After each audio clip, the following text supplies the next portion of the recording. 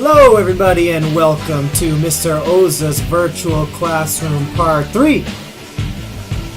We out here on Twitch and YouTube as well in the classroom learning about Siddhartha by Hermann Hesse. I want to thank you for joining me once again. If you have not watched videos 1 and 2, I'm going to recommend that you do that first so you can learn about the introduction to Siddhartha and of course the themes and motifs. So let's jump right into it. Our goals for today. We're going to review chapters 1, 2, and 3 of this novel, Siddhartha, by Hermann Hesse. We are going to review each chapter with an explanation of the setting. I'm going to use a few pictures to help explain the setting of the novel. I am going to share with you some of my favorite reading selections from chapters 1, 2, and 3. Just quick ones, a page or two from each chapter. And also have movie clips to show you. One clip from each chapter. This is the 1973 Conrad Rooks film, of course, titled Siddhartha. So let's jump into chapter 1 right away. So our setting here, if you are in my English class, by the way, English 4, the last book that we read was The Kite Runner. And over here we have Kabul, Afghanistan, the setting of our last story. Of course, that is in modern times. And so here we are roughly on the border of what would now be called Nepal and India. And so this is the setting for our story somewhere around here. Late in some later chapters, we're going to get across perhaps this Ganges River. This is an example or an image of a Hindu priest. And Siddhartha starts off the novel very involved with his religion of Hinduism. In fact, there is a ton of textual evidence to support the claim that Siddhartha is going to be the next great leader of the Hindu religion, at least within his village. And, all of the young men and even the elders in the community respect him, and even the young ladies are very attracted to him. And Siddhartha is actually not even, doesn't even have romance on his radar at this time. He's very concerned with his religion. But this is one more picture, one example of what an ancient village might look like, roughly 600 BCE. And so Siddhartha is kind of getting to the end of his, time with Hinduism, and he decides that he wants to find some sort of other journey to go on. And so we're going to go to page 10 of the novel here. And so I'm going to open up the book. So if you're following along with me in this book right here that we have been reading in class, Siddhartha by Hermann Hesse, this is the Penguin Books edition. We are on page 10, and I just have that open here in my Kindle app. So we're going to start right here, this paragraph starting with, "And he came again." So what Siddhartha is doing here in this scene here in chapter 1 is he has just seen a group of samanas, a group of holy men who are traveling through the forest, and they go through his town begging for food. And he's kind of inspired by these people. They might be raggedy with, very simple clothing or no clothing at all. They're not wearing shoes, and, they're not eating much more than maybe an apple or two, honestly, every week or two. Siddhartha is actually inspired that they're achieving their enlightenment through self-deprivation, and he wants to join them, but his father really is not into it at first. And so Siddhartha, in this little selection from the novel, we're going to see him trying really hard to convince his father to let him leave the village and find enlightenment through a different source, not just Hinduism anymore. And so he came again an hour later, and came again 2 hours later, peered through the small window, and saw Siddhartha standing in the moonlight, in the starlight, in the darkness. So Siddhartha's father is basically checking up on Siddhartha, who's just standing around here in the darkness, and he's just kind of standing around as a way to kind of protest his father, maybe a form of civil disobedience. He's just staying awake all night, standing and, hoping that his father notices, and the father does notice. "And came again from hour to hour, silent, peered into the room, saw the unmoved stander, filled his heart with anger, filled his heart with apprehension, filled his heart with fear, filled it with sorrow. And in the final hour of the night before the day began, he returned. He stepped into the room and saw the youth standing there, and he looked big and foreign, as if perhaps he's grown and he's already left the village mentally. 'Siddhartha,' he said, 'what are you waiting for?' 'You know what.' 'Will you keep standing and waiting until the day becomes evening?' 'I will stand and wait.' 'You will grow tired, Siddhartha.' 'I will grow tired.' 'You will fall asleep, Siddhartha.' I will not fall asleep. You will die, Siddhartha. I will die. And you would rather die than obey your father? Siddhartha has Siddhartha has always obeyed his father. Then you will give up your plan? Siddhartha will do what his father will say. So it's pretty interesting here that Siddhartha actually, even though he is going against his father's wishes by wanting to leave the village, he does say that, you know what, I will do what my father says. So he does kind of admit that, he will succumb to his father's will at the end of the day, if that's what it comes down to. So the first gleam of day entered the room, and the Brahmin saw that Siddhartha's knees were quivering slightly. So he's like tired on his feet now. But he saw no quivering in his face. Siddhartha's eyes gazed far away. Now the father realized that Siddhartha was no longer with him, and in his homeland, that he had already left him. The father touched Siddhartha's shoulder. You will, he said, go into the forest and become a samana. If you find bliss in the forest, then come and teach me bliss. If you find disillusion, then come back and let us jointly sacrifice to the gods again. Now go and kiss your mother and tell her where you're going. But for me, it is time to go to the river and perform the first ablution. So it's interesting, Siddhartha's father kind of can tell that mentally Siddhartha has already left the village. And I think, hey, maybe Father of the Year, he wants to let his son go.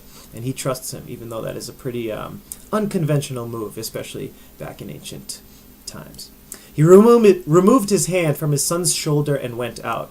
Siddhartha reeled when he tried to walk. He subdued his limbs, bowed to his father, and went to his mother to do as his father had said. When, in the first light of day, walking slowly on numb legs, he left the still silent town. A shadow, crouching by the last hut, stood up and joined the pilgrim. It was his Govinda. This is Siddhartha's best friend since childhood. You have come, said Siddhartha, and smiled. I have come, said Govinda. And so Govinda and Siddhartha begin their journey together.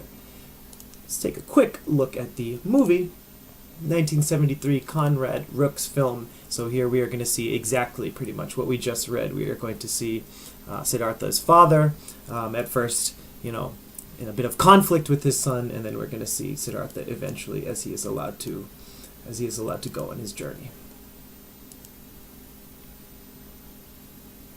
Standing day and night waiting for my permission? I will stand and wait. You will grow tired, Siddhartha. Will I grow tired? You will fall asleep.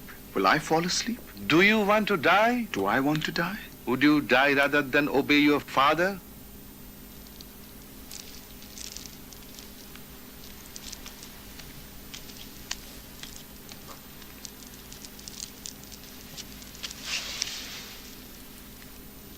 I shall never disobey my father. Please give me your blessings. Will you leave this idea to become a sadhu? Siddhartha shall do what his father says. All right. I cannot stop you. You are a man. Go into the forest. If you find truth, come back and tell me about it. And if you find nothing, come back anyway, my son. Like the river, everything returns.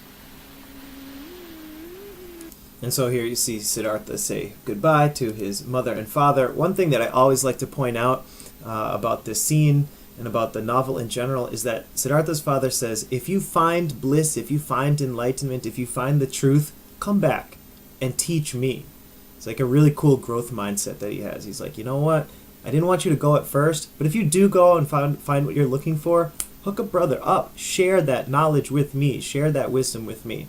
And so Siddhartha, and if you don't find what you're looking for, then you know what? Come back anyways, and we can go back to how it always has been, doing our Hindu thing.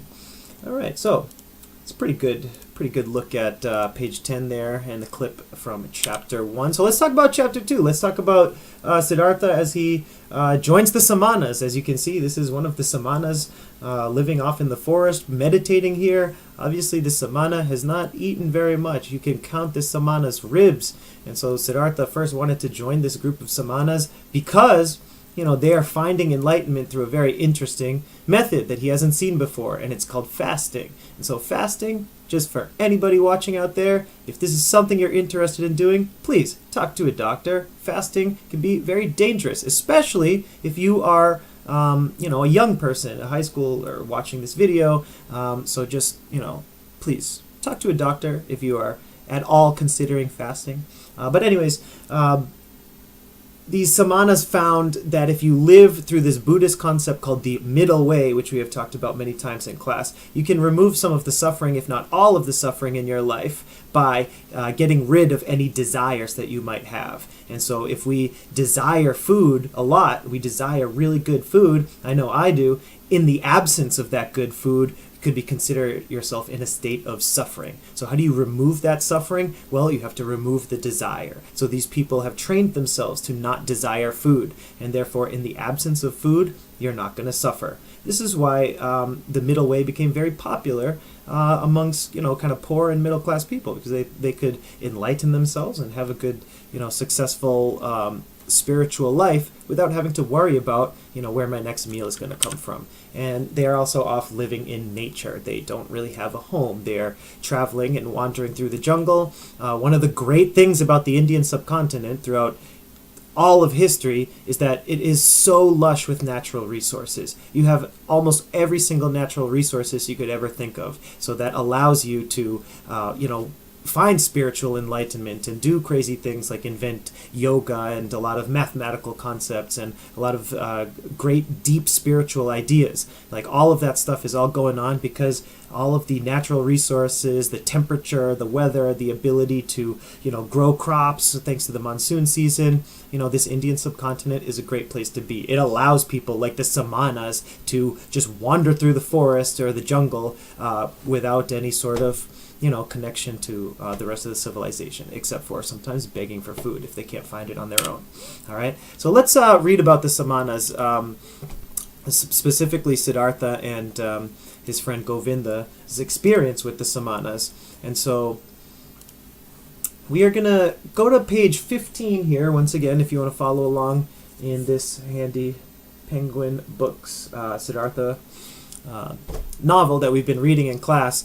This is after Siddhartha and Govinda have spent 3 years becoming experts in fasting, and they are now immune to any sort of hunger. They're immune to any sort of kind of physical pain that they might experience out in the woods. They are immune to any sort of connection to any other people, their families, loved ones, and so they're reflecting now on whether or not they have achieved enlightenment, whether they have achieved their goals or not.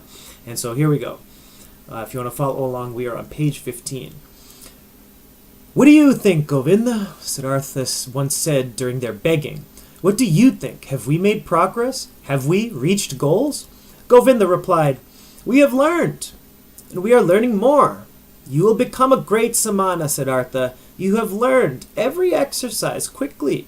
The old samanas often admire you. Someday you will become a saint, O Siddhartha. So similar to Siddhartha's experience with Hinduism, he jumps into this samana lifestyle, and he picks up on it very quickly, and he gains the respect of the elders. Siddhartha said, It does not seem that way to me, my friend. What I have learned so far among the samanas, O Govinda, I could have learned more quickly and more simply. I could have learned it in any tavern of a red light district, my friend, among the draymen and dicers. Whoa. Siddhartha is actually suggesting here that he could have learned these life lessons from the samanas from people in a bar, people in a place of ill repute, for example, in a place among gamblers like dicers. Like, could have been learning this, at the bar down the street. Govinda's like, bro, really?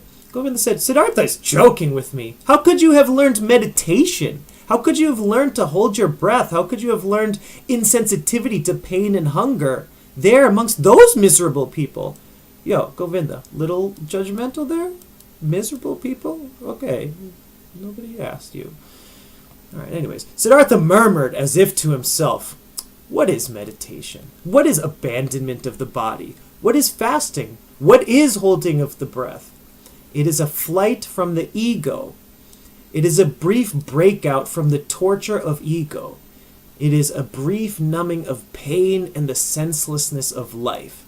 That same flight, that same brief numbing, is found by the ox driver at the inn when he drinks a few cups of rice wine or fermented coconut milk. Alcohol, rice wine, fermented coconut milk, alcohol to make you intoxicated. He then no longer feels himself. He then no longer feels the pains of life. He then finds brief numbing. Asleep over his cup of rice wine, he finds what Siddhartha and Govinda find when they slip away from their bodies after long exercises and linger in the non-self. That is the way it is, O Govinda. Very, very interesting comparison that Siddhartha makes here in this paragraph. Again, this is page 15 going on to page 16 now. And so what happens here is basically Siddhartha is saying that this lifestyle that they are living, this samana lifestyle where you stop eating and you're just meditating all the time, you are numbing yourself. You're kind of numbing yourself from, some of the tougher things that you have to go through in life by removing all of your desires. He is comparing that to, a person using alcohol, or drugs to numb themselves, from, the emotions or the effects of everyday life. I think that's really interesting, as if to say that, the same way people might get high off of drugs or drunk off of alcohol, this lifestyle where he's depriving himself so much of food and other human contact, that he feels like he's just numbing himself from, perhaps what his life used to be. He's still a very young person. Spending 3 years with the Samanas, we can put him at roughly 20, maybe 21 years old. Just thought that was a very, very interesting comparison. And we're about to watch a movie clip now. Although Siddhartha is, comparing this Samana lifestyle to the lifestyle of, somebody who likes to drink a lot, we do not see in the text, we don't see in this novel the Samanas using any sort of substance, any sort of, drugs to alter their mental state, even though Siddhartha is comparing this lifestyle to drinking alcohol. But what you will see in the movie in just a moment is the Samanas, smoking tobacco, perhaps marijuana, in an effort to, reach enlightenment through an altered state of mind. So some very interesting things to think about when it comes to the Samana lifestyle and, just like the general conversation regarding, alcohol, drugs, and things of that nature. So let's go move ahead to Siddhartha and his friend Govinda reflecting on this Samana lifestyle. They've been living this Samana lifestyle for about 3 years now, and then we will see, the Samanas in action for a moment or two.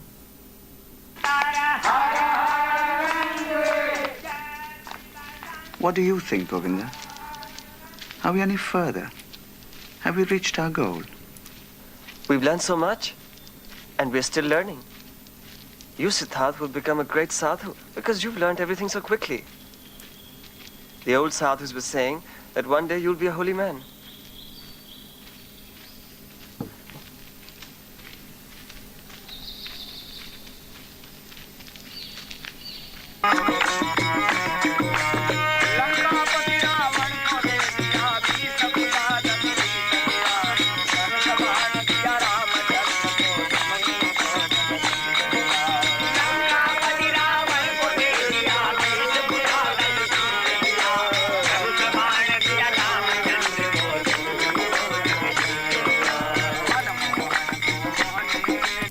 So the Samanas have a very interesting lifestyle and a lot more to think about and a lot more to read about. So I encourage you to go check out chapter 2, which is called Among the Samanas. Check that one out if you want to read further about the middle way in the Samana lifestyle. So now we're going to jump into chapter 3. So at the end of chapter 2, Siddhartha, even though he's very well respected among the Samanas, he says, not good enough for me. I can find enlightenment through another source. And so rumors spread throughout this part of the world, northeast India. And in ancient times, you have this man named Siddhartha Gautama. All right. He was a prince, and he grew up, in the kind of where the Nepal or India border would be today. And he was a very sheltered young lad. And this man named Gautama never even left his palace, until the age of 29 years old. And when he left that palace, he saw some crazy things. He saw a dead man. He saw, a dying man. He saw a sick man. He saw an old man. He was really exposed to the plight or the struggle of average people. And when you are a very sheltered and a very wealthy and a very fortunate and privileged person, when you see that at the age of 29 for the very first time, it has a big effect on you. And so this person, Siddhartha Gautama, same first name as our main character, but this is a completely different person now. We're talking about, a prince. We are talking about a man whose last name is Gautama.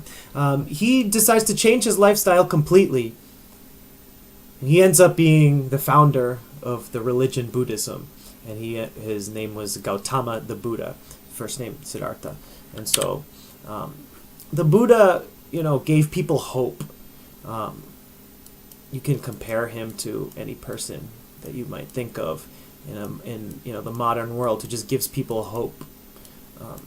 He was very good at kind of convincing the poorer people or the middle class people in this part of the world that his kind of path towards ending suffering was a very effective lifestyle. You don't have to worry about eating a lot of food. You don't have to really worry about wearing fancy clothes. You don't have to worry about having meaningful social relationships if you don't want to. You can live the middle way of Buddhism, and it's a very inclusive religion, and so that's one reason why it spread so much so quickly. So you're seeing some pictures here of Gautama the Buddha, the former prince who has found a new home in this place called the Jetavana Grove. And you can see it's always depicted as a very peaceful place. You can see these animals creeping around, very serene location. And this is where the Buddha would, teach his followers things like the middle way, the Eightfold Path, and the Four Noble Truths, which we all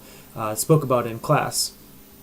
There's a lot of good information. There's a lot of good videos out there explaining all of those basic concepts of Buddhism. Won't get into that now. We're worrying about our text. You can actually go to this spot in India. It's hard to say if this is the exact spot where the original Gautama the Buddha was doing his original teachings. But of course you have many pilgrims going to this spot to this day, believing that this is the same tree. This is where the Buddha first did his teachings to his followers. And so let's go to page 31, and when we go to this selection of reading, what we're going to, and again, follow along with me if you'd like on page 31 in this book.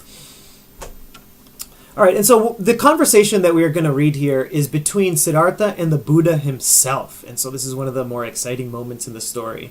And so what Siddhartha will do here is kind of try to do his best to maybe poke some holes in the Buddha's teachings. And then the Buddha kind of just wants to clarify what the goal of his teaching is. And I'll just spoil one thing for you real quick. The goal of Buddha's teachings is to end suffering in life. It's very simple. It's about focusing on yourself and ending the suffering in your life. It's not a lot of thought given to, who created the universe and why are we all here and what is, the meaning of our existence, and let me try to explain every single interesting phenomenon that happens in life. No, the Buddha's teachings, when you really get to its core, is all about ending suffering. And that is, in order to do that, you really have to curtail or also remove the desire in your life. And that is called living the middle way, not on a roller coaster of life, but just living the middle way. So anyways, let's just jump right here into this conversation between Siddhartha and the Buddha himself. Siddhartha said, "There is one thing in your teaching, O most venerable one, that I admire more than anything else. Everything in your teaching is perfectly clear, is proven. You show the world as a perfect chain, nowhere and never interrupted, as an eternal chain, linking causes and effects. Never has this been so clearly, never presented so irrefutably. Truly, the heart of every Brahmin must leap with joy in his body when he, through your teaching, sees the world as a perfect and coherent whole, unbroken, clear as crystal, independent of chance, independent of gods." Very interesting line there. Whether the world is good or evil, whether life in it is sorrow or joy, no matter. It may even be unessential. But the unity of the world, the coherent togetherness of all events, the enfolding of everything, big or little, in the same river, in the same law of cause and effect, of becoming and dying, all this shines brightly from your sublime teaching, O Perfect One. Basically what Siddhartha has done here is kind of given almost like a restatement or summary of, some of the Buddha's teachings from earlier in the day. Yet now, according to that self-same law, this unity and consistency of all things is nevertheless interrupted in one place. Something alien, something new is pouring through a small gap into this world of unity, something that was not here before, something that cannot be shown and proved. That gap is your teaching about the overcoming of the world, about deliverance. And that small gap, that small break shatters and abolishes the whole eternal and unified law of the world. Please forgive me for expressing my objection. So it's like really, really giving the Buddha perhaps a compliment sandwich. You ever heard that before? So we say, two really, really nice things to someone, but in the middle you've wrapped up a kind of, not an insult, but like a opportunity for constructive criticism. But so Siddhartha is trying to point out the gaps in the Buddha's teaching, but also complimenting and almost summarizing the Buddha's teachings for you, the reader. And so let's listen to the response from Gautama. Gautama had listened, silent and motionless. Now, in his kind, in his clear and courteous voice, the Perfect One spoke. You have heard the teaching, O Brahmin son, and good for you for pondering it so deeply. You have found a gap in it, a failing.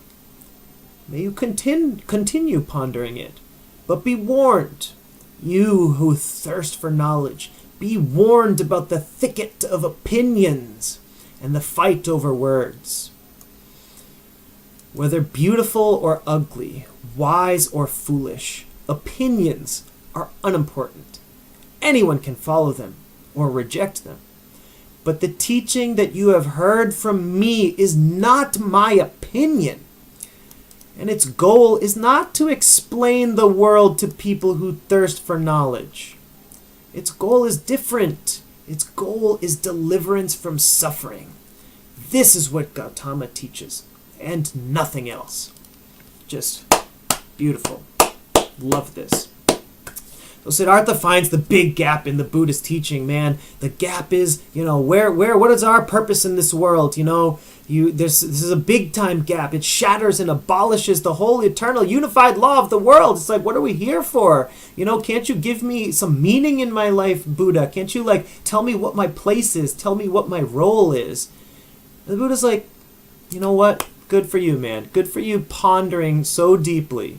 You found a gap in it. You found the failing in my teaching. And you know what? Continue pondering it. But sorry, man, my goal is not to explain this world to people who are thirsty for knowledge. You know what? Good on you. Good on you, students, for being so, curious about the world. Learn that thirst for knowledge is a wonderful thing, and you should satisfy that thirst. But the Buddha's not there for that. The Buddha's goal is different. The goal of the Buddha's teaching is deliverance from suffering by removing desires in life and living the middle way. That is what Gautama teaches and nothing else. It's a really excellent excerpt from the book. So let's take a quick look at the movie now. I'm sorry, this part of the movie might be a little bit disappointing. Sorry, Conrad Rooks. I apologize for my little review of your film there. But we're going to see Siddhartha having this conversation with the Buddha. I personally think could have gone a little bit longer. Could have been a little maybe more true to the text that we just read and went over. The other thing that's disappointing about this scene is that we don't actually see the Buddha's face. They don't cast, a person to, sit in front of the camera and be the Buddha. So what you're going to just see is Siddhartha, speaking to the camera, essentially. You will hear the voice of the Buddha and how the Buddha responds, but you will not actually see the Buddha. not gonna lie, when I first watched this movie for the very first time, I was really looking forward to seeing the Buddha. And so it was kind of a moment where I was disappointed. But nevertheless, you still get some pretty decent dialogue out of this. Be at peace. I'll explain that in a moment.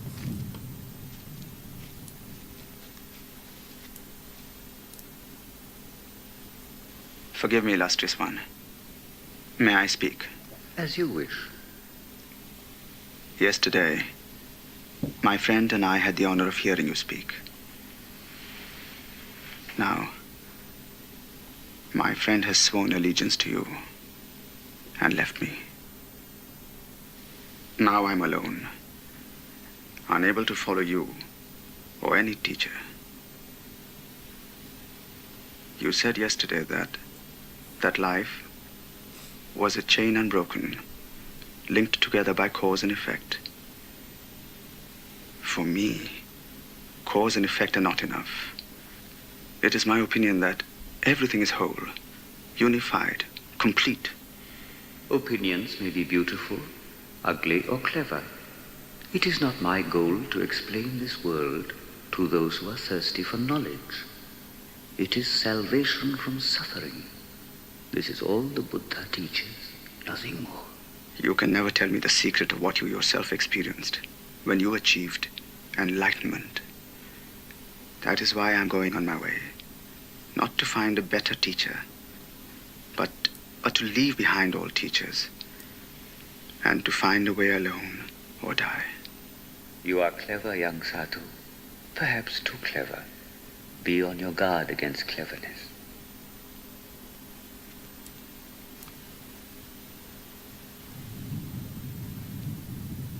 But I will never forget this day. The Buddha has taken away my friend Govinda, who believed in me and now believes in him. He has taken away my friend who was my shadow and is now his shadow.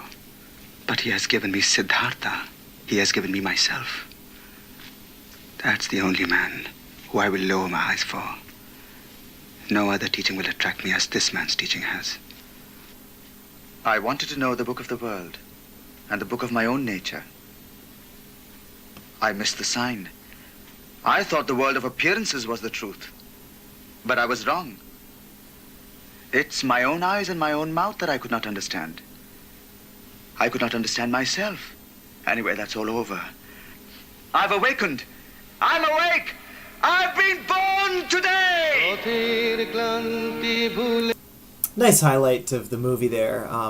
As you could gather, and I'm sure as we've spoken about in class already, Govinda, the good friend, the best friend of Siddhartha, decides to stay with the Buddha and become a permanent follower of Gautama the Buddha. And so it's a little bit disappointing for Siddhartha at first, but then as you just heard him say, it's like the Buddha has also given him a gift. He's taken away his shadow, he's taken away his follower, but he's also given him the gift of himself. And this allows Siddhartha to now move forward, leave Gautama, leave the Samanas, leave the Hindus, leave all spiritualism and all religion really behind for a while as he moves on to the next phase in his life. So Siddhartha, roughly the age of 23, maybe 24 years old, he's experienced and had a lot of experience with Hinduism, the Samana lifestyle, a kind of Hindu Buddhist hybrid, and he's learned from Gautama the Buddha himself, and he has decided to move on from all of those things. And you will see there's a big time transition in the novel here as Siddhartha kind of leaves this spiritual world behind, this kind of religious world behind, and he moves on to see what the rest of society, what the rest of the world has to offer. So here are some next steps for you, my students. Next steps, I want you to go to, of course, hlc.josa.org. I want you to complete quiz number 1 and close reading number 1. And so I really hope that this video was helpful in preparing you for those assignments. So once again, I want to thank you guys, as always, for watching Mr. Oza's virtual classroom. And I hope you're feeling good about your next 2 assignments. Thank you for watching. We'll see you for the next video, which is going to have to do with the next few chapters. Thanks again.